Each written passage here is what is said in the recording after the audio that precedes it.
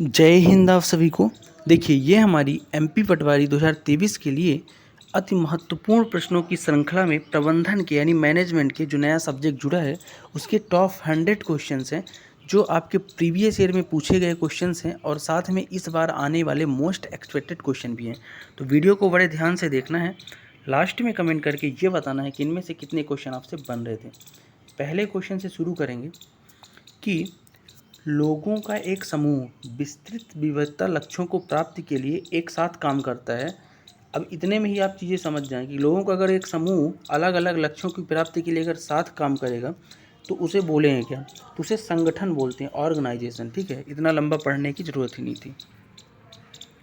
Next देखेंगे, प्रतिफल दर में परिवर्तनशीलता डॉट डॉट के रूप में जानी जाती है। तो प्रतिफल दर में जो परिवर्तनशीलता है ना, इसको आप जोखिम के रूप में जानते हैं। किसमें? जोखिम। ठीक है, रिस्क। नेक्स्ट है प्रबंधन लेखांकन क्या है? तो प्रबंधन लेखांकन जो है ना, एक प्रकार का आपका भविष्य के लिए लेखांकन है। किसके लिए? भविष्य के लिए। ठीक। नेक्स्ट देखेंगे, जब कोई कंपनी उसकी आय से नियत राशि का प्रतिशत प्रदान करती है तब यह डॉट डॉट कहलाती है।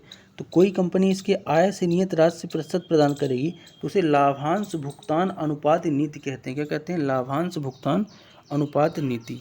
नेक्स्ट है, इनमें से किस पूर्वानुमान तकनीकों में अतीत के स्टाफिंग स्तरों का प्रयोग भविष्य के मानव आवश्यकताओं के प्रक्षेपण के लिए करते हैं? तो अतीत की यानी बीती हुई जो स्टाफिंग है उसका प्रयोग जो है, स्टाफिंग यानी जो आपके लोग हैं बीते हुए, मतलब पहले से जुड़े हुए, तो इनका प्रयोग भविष्य के मानव आवश्यकताओं के लिए करते हैं। तो इनमें से कौन सी पूर्वानुमान तकनीक होगा जी? तो ये जो पूर्वानुमान तकनीक होगी ना, इसे आप बोलोगे समय श्रृंखला विश्लेषण। ठीक। नेक्स्ट देखेंगे कि पालन किए जाने वाले नियमों और प्रक्रियाओं के साथ नौकरी की मानकीकरण प्रक्रिया डॉट डॉट कहलाती है। तो पालन किए जाने वाले नियम और प्रक्रियाओं के साथ नौकरी की जो मानकीकरण प्रक्रिया है ना, ये आपकी औपचारिकीकरण कहलाती है। क्या कहलाती है? औपचारिकीकरण। ठीक है। नेक्स्ट देखेंगे, वित्तीय प्रबंधन का मूल उद्देश्य है। तो वित्तीय प्रबंधन का जो मूल उद्देश्य है ना, ये है आपका धन अधिकतमीकरण। क्या है? धन अधिकतमीकरण। नेक्स्ट है कंपनियों के ईबिट और शेयरधारकों के लिए उपयुक्त आय के साधन संबंध को डॉट डॉट के रूप में जाना जाता है। तो ईबिट और शेयरधारकों के आय के साधन को ना आप जानते हो वित्तीय प्रभावन क्षमता के रूप में। ठीक है। नेक्स्ट है, बोनस शेयर किसे जारी किए जाते हैं? तो बोनस शेयर जो है ना, ये जारी किए जाते हैं आपके मौजूदा कर्मचारियों को मुफ्त। ठीक। नेक्स्ट है, विसिल ब्लोवर या मुखबिर कौन होता है? तो विसिल ब्लोवर या मुखबिर, पुलिस वालों का भी मुखबिर आपने सुना होगा। तो वो कर्मचारी हैं जो संगठन में अन्य लोगों की ओर से अवैध या अनैतिक आचरण का खुलासा करते हैं, उन्हें विसिल ब्लोवर या मुखबिर बोलते हैं। ठीक है। नेक्स्ट क्वेश्चन देखेंगे, एक सेकंड। अधिकतर पूंजी निवेशों के मूल्यांकन के लिए अधिमान्य तकनीक है। तो अधिकतम पूंजी निवेशों के मूल्यांकन के लिए निवल वर्तमान मूल्य अधिमान्य तकनीक है। ठीक है। अगला है, निम्न में से कौन सा एक संगठन है जिसे समाज ने अपनी आवश्यकताओं को पूरा करने के लिए बनाया है?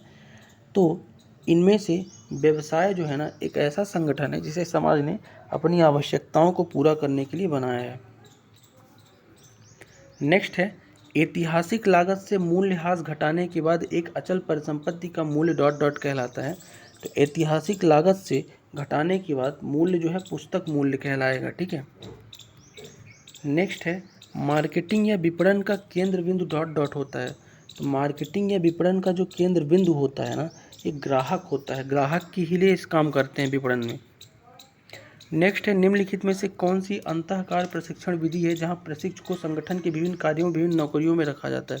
तो अंदर की जो प्रशिक्षण विधि है ना, वो आपकी हो जाएगी कार्यावर्तन। ठीक है। नेक्स्ट है, पब्लिक लिमिटेड कंपनियों में नकदी के रूप में शेयरधारकों को मिलने वाले प्रतिफल को कहते हैं। पब्लिक लिमिटेड कंपनी में नकदी के रूप में मिलने वाले शेयर प्रतिफल को लाभांश बोलते हैं। अगला है, किसने विपणन मिश्रण शब्द को प्रतिपादित किया? तो इसमें से जो आपका राइट आंसर हो जाएगा वो है फिलिप कोटलर, जिसने विपणन मिश्रण शब्द को प्रतिपादित किया। नेक्स्ट है कि इनमें से किस बेस्ट मूल्यांकन विधि में प्रभावी या अप्रभावी निष्पादन की घटनाओं को मूल्यांकन किया जाता है? तो इसमें से जो बेस्ट मूल्यांकन विधि है ना, उसका नाम है निर्णायक प्रसंग विधि, जिसमें प्रभावी या अप्रभावी घटनाओं का क्या किया जाता है? मूल्यांकन। नेक्स्ट है एकल प्रयोग क्या है? तो एकल प्रयोग जो है ना, ये विशिष्ट लक्ष्यों को प्राप्त करने के उद्देश्य से बनी हुई योजना है एकल प्रयोग। नेक्स्ट है भावात्मक घटक डॉट डॉट से संबंधित है। तो भावात्मक घटक जो है ना आपके, ये भावना और संवेग से संबंधित होते हैं। नेक्स्ट है निम्नलिखित में से कौन सी तकनीक एक व्यवसाय प्रक्रिया और निष्पादन के दूसरे प्रतिष्ठान के द्वारा उद्योग के सर्वश्रेष्ठ प्रदर्शन के साथ तुलना के रूप में परिभाषित की जाती है? तो ये जो प्रक्रिया हो जाएगी ना, इस प्रक्रिया को बोलते हैं बेंचमार्किंग। ठीक है। नेक्स्ट देखेंगे एक व्यवसाय द्वारा उत्पाद या सेवा गुणवत्ता में सुधार के लिए किसके द्वारा मिली प्रतिक्रिया सबसे महत्वपूर्ण है? तो व्यवसाय में उत्पाद या गुणवत्ता को सुधारना है तो ग्राहक का ही फीडबैक लेना पड़ेगा। नेक्स्ट है उल्लेख करें कि कौन सा विकल्प संगठन की विशेषताओं प्रमुख विशेषता है? तो संगठन की जो प्रमुख विशेषता है ना, इसमें से उपरोक्त सभी है। सामाजिक आविष्कार, लक्ष्यों को पूरा करना, सामूहिक प्रयास, सभी संगठन के काम है। अगला है कि पूंजी की लागत डॉट डॉट। पूंजी की लागत है क्या? तो पूंजी की लागत जो है ना, एक मूल्यांकन साधन के रूप में प्रयुक्त होती है। पूंजी की लागत, पूंजी की लागत क्या है आपकी? जैसे आपकी लागत पूंजी है, जैसे कि मशीन हो गई है ना, और इस इंडस्ट्री के लिए आप कुछ खरीद रहे हैं तो पूंजी। नेक्स्ट है दीर्घकालिक लक्ष्यों को प्राप्त करने के लिए वातावरण के साथ अन्य क्रिया हेतु संगठन की समष्टि स्तर कार्यवाही योजना होती है। तो दीर्घकालीन लक्ष्यों को अगर प्राप्त करना है तो अन्योन क्रिया की संगठन की समष्टि जो योजना है उसको रणनीति या युक्ति बोलते हैं, रणनीतियाँ। ठीक है। नेक्स्ट क्वेश्चन देखेंगे। अब क्वेश्चन समय बचाने के लिए आपका ऑनलाइनर फैक्ट में है, जल्दी जल्दी अपन डिस्कस करते हैं। परिसंपत्ति और देनदारियों का विवरण किस में लिखा जाता है? तो तुलन पत्र यानी बैलेंस शीट में लिखा जाता है देनदारियों का विवरण। प्रबंध का विशिष्ट अध्ययन इसे क्या बनाता है? एक पेशे के रूप में बना देता है विशिष्ट अध्ययन। अगला है कि चुने हुए विकल्पों में से किसी एक संबंध निर्णय करता है तो निर्णयन करता है। ठीक है। अगला है नेतृत्व की कल्पना किसके अभाव में कठिन है? अनुयायियों के अभाव में, यानी लीडरशिप तभी होगी जब उसके अनुयायी होंगे। अगला है कि प्रशिक्षण किस वृद्धि में होता है? तो मनोबल में वृद्धि होता है प्रशिक्षण से। भावी कर्मचारियों की खोज किस प्रक्रिया में की जाती है? तो भर्ती प्रक्रिया में भावी कर्मचारी की खोज की जाती है, स्टाफिंग जिसको बोलते हो। अगला है किसी ठेकेदार के माध्यम से भर्ती हो तो क्या कहलाते हैं? प्रत्यक्ष भर्ती है ठेकेदार से, कॉन्ट्रैक्ट। नेक्स्ट है क्या प्रबंध प्राकृतिक विज्ञान की भांति एक निश्चित विज्ञान है? नहीं, तो ये निश्चित विज्ञान नहीं है, लेकिन प्रबंध कला और विज्ञान का दोनों का संयुक्त रूप है, याद रखना है। प्रधानमंत्री कार्यालय किस प्रकार के अभिकरण माना जाता है? तो एक स्टाफ अभिकरण है। ठीक है। नेक्स्ट है जब कोई कंपनी हानिग्रस्त होती है तो बांड धारकों को बांड पर ब्याज का भुगतान अनिवार्य है? नहीं, अनिवार्य नहीं है। कोई कंपनी अगर हानि में है ना, तो बांड धारक जो है ना, उनके ब्याज का भुगतान देना उसको लिए अनिवार्य नहीं है। निर्देशन के किस सिद्धांत के अनुसार कर्मचारियों को निर्देशन केवल एक वरिष्ठ अधिकारी से प्राप्त होता है? तो ये एकात्मकता का सिद्धांत है, यानी एक ही आदमी के हर जगह सिद्धांत माने जाएंगे निर्देशन। अगला है कि पदोन्नति को रोकना किस प्रकार का अभिप्रेषण है? तो ये नकारात्मक अभिप्रेषण है, निगेटिव मोटिवेशन है अगर किसी का प्रमोशन रोक रहे हो। अगला है विभिन्न वित्तीय आंकड़ों का तुलनात्मक प्रस्तुतिकरण क्या कहलाता है? तो ये वित्तीकरण का विश्लेषण कहलाता है। ठीक है। अगला है लोक लेखा समिति किस प्रकार की समिति है? तो एक नियंत्रक समिति है जो लोक लेखा समिति है। ठीक है। अगला है लोक लेखा समिति किस पर नियंत्रण रखती है? तो सार्वजनिक वित्त पर नियंत्रण रखती है, संसद वगैरह पे होती है। ठीक है। अगला है प्रबंधकों के प्रशिक्षण एवं विकास को कौन सहायता? तो संगठन बहुत जरूरी है प्रबंधक के प्रशिक्षण विकास के लिए। नेक्स्ट क्वेश्चन देखेंगे कि जहाँ लेखा कर्म समाप्त हो जाता है वहाँ आता है, तो वहाँ अंकेक्षण आता है। ठीक है। अगला है अनौपचारिक संगठन में सत्ता का प्रभाव किस ओर चलता है? तो नीचे से ऊपर की ओर चलता है अगर अनौपचारिक संगठन है। औपचारिक है तो ऊपर से लेके नीचे की ओर। ठीक है।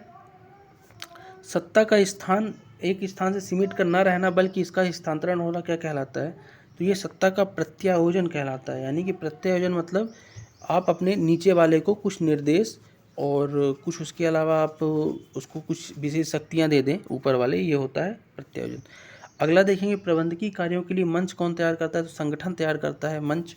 दो या दो से अधिक व्यक्तियों के तत्वों के विचारों और भावनाओं को आदान प्रदान कहलाता है, तो संप्रेषण कहलाता है, यानी कम्युनिकेशन। नेक्स्ट है कि सब के लिए एक और एक के लिए सब क्या दर्शाता है? तो सामूहिक उत्तरदायित्व दिलाता है, यानी कि सबका रिस्पॉन्सिबिलिटी समूह में हो। अगला है अचानक से किया गया परीक्षण किसका रूप है, तो नियंत्रण का ही है, कंट्रोलिंग का अचानक से किया गया परीक्षण। विज्ञापन भर्ती का कौन सा स्रोत है, तो बाह्य स्रोत है, यानी विज्ञापन दे रहे हो यानी बाहर से ला रहे हो। आंतरिक स्रोत क्या है, जैसे किसी का प्रमोशन करके उस भर्ती की जगह रख दो या रिकमेंडेशन में रख दो, ठीक है।